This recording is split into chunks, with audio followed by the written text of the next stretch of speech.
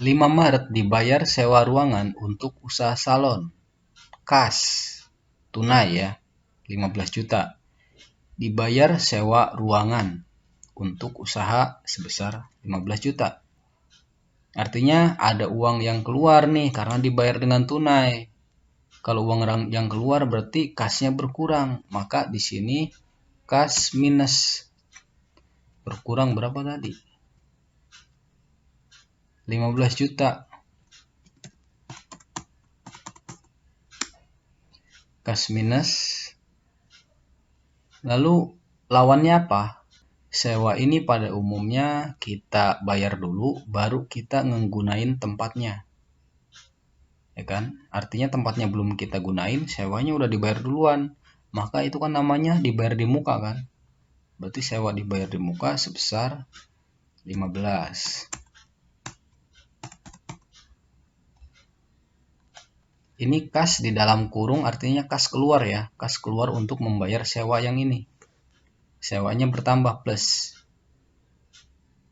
Kita lanjut ke transaksi 10 Maret. 10 Maret diterima per kas pendapatan jasa salon 12 juta dari langganan yang dibayar tunai. Nah, kalau dibayar tunai ini otomatis kas kita bertambah ya, karena ini diterima kas pendapatan, diterima kas berarti kasnya bertambah 12 juta. Nah, kalau kasnya bertambah maka kita isi di kolom kas besar 12 juta. Normal ya.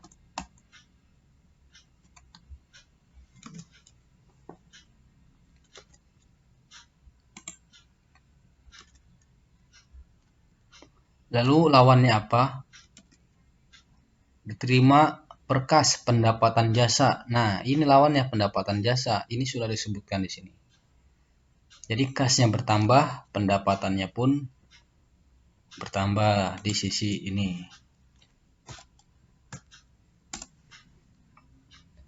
Perhatikan di sini belum ada selisih, artinya ini benar ya, balance. Kita lanjut ke transaksi 11 Maret. 11 Maret dibayar gaji karyawan per kas 5.800.000. Yang namanya dibayar gaji otomatis ada uang yang keluar. Nah, kalau ada uang yang keluar artinya kasnya berkurang. Dan kalau kasnya berkurang maka kita catat di sisi kas minus berkurang 5.800.000. Berkurang untuk apa kas itu? Berkurang untuk bayar gaji. Nah, gaji ini termasuk golongan beban gaji. Ini kita lupa ya, belum dikasih keterangan tadi. Coba kita cek lagi 2 Maret. Dibeli dengan kredit. Oh, kita isi aja ini pembelian kredit. Dalam kurung hutang. 3 Maret difakturkan untuk ditagih pekerjaan jasa. Dibuat tagihan pekerjaan jasa, berarti ya pendapatan yang masih akan diterima.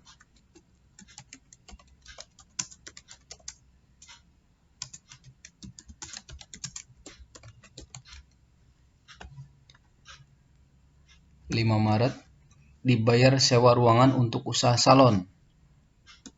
Beban sewa berarti. Beban sewa dibayar di muka. Betul kan? Beban sewa dibayar di muka. Lalu 10 diterima kas pendapatan jasa dari langganan tunai. Ini berarti pendapatan jasa tunai. Tanggal 11 Maret dibayar gaji karyawan per kas 5.800.000. Dibayar gaji berarti ini beban gaji. Oke, kita lanjut ke tanggal 15 Maret. 15 Maret dibayar kas hutang pada toko Sinar Dunia 55. Nah, kok tiba-tiba bayar hutang? Kapan ngutangnya? Kita cek transaksi yang atasnya, ke Sinar Dunia. Nah, ini ada di transaksi kedua. Di transaksi kedua kita ngutang ke toko Sinar Dunia. Nah, di transaksi 2 Maret ini kita ngutang ke toko Sinar Dunia. Lalu di tanggal 15 Maretnya, hutang yang di tanggal 2 ini dibayar sama si salon ambar. Dibayar. Yang namanya bayar hutang otomatis pakai uang. Dan uang kita berkurang buat bayar. Berarti kas kita berkurang sebesar, bayarnya berapa? 55.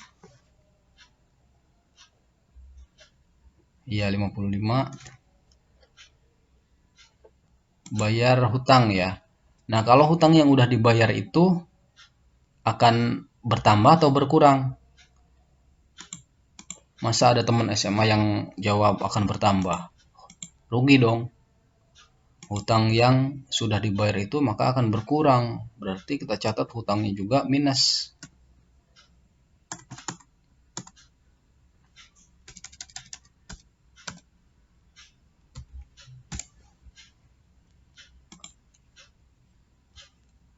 Ini kita kasih keterangan pembayaran hutang.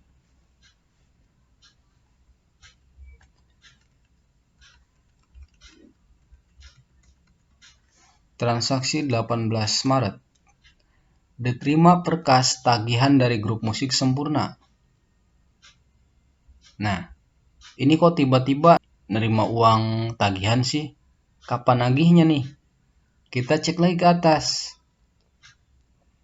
Mana tadi? Nah, ini di tanggal 3 Maret.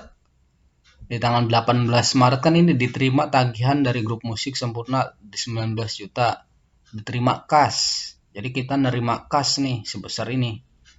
Kok tiba-tiba nerima kas dari tagihan sih? Oh, berarti si grup musik punya hutang nih ke kita. Kapan ya? Oke, kita cek lagi ke atas.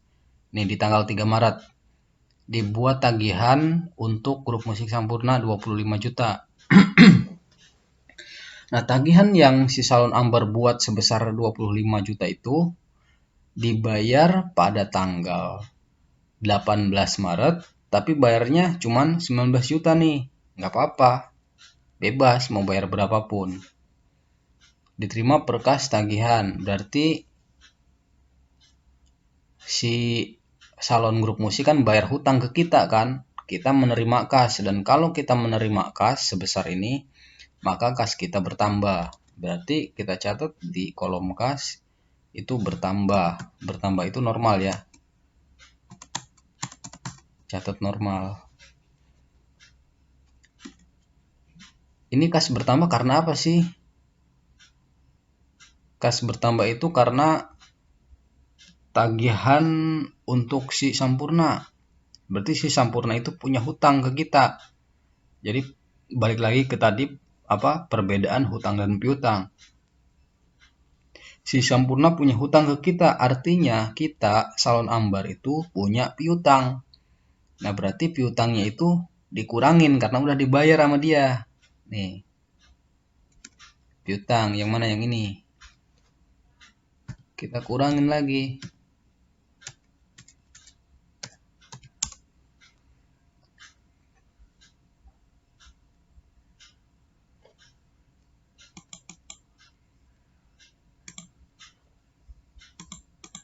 Piutangnya kurangin ya harusnya minus dong.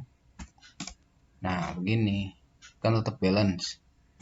Nah, di sini kan masih nol nih. Artinya nggak ada masalah. Ini apa? Penerimaan piutang.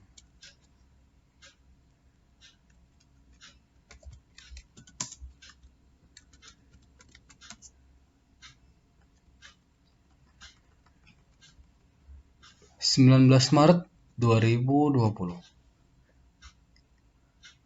Dibayar per kas biaya air, listrik, dan telepon 12 juta. Dibayar per kas. Yang namanya dibayar otomatis pakai uang. Berarti uang kita berkurang karena dipakai buat bayar listrik, air, dan telepon. Kalau uang kita berkurang, maka kita catat di kolom kas itu minus 12 juta.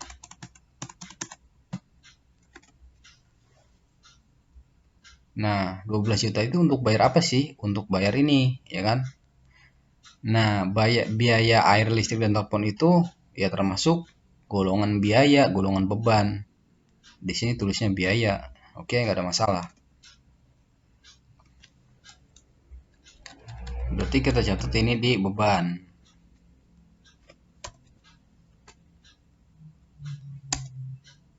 Nah, gitu ya.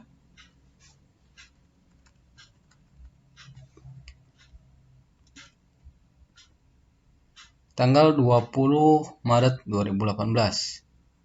Difakturkan untuk ditagih pendapatan salon pada grup musik Sampurna.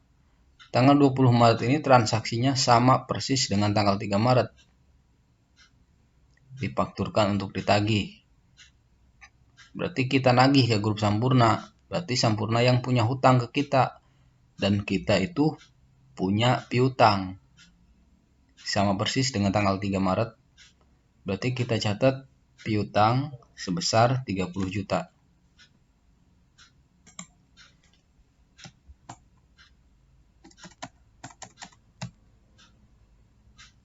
Lalu lawan pencatatannya apa?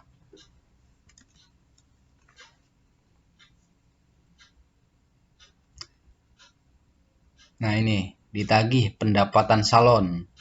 Berarti yang ditagih itu hutang. Hutangnya hutang apa? Pendapatan salon. Berarti sisi lawannya kita catat pendapatan. Mana sih tadi? Oh, ini ya.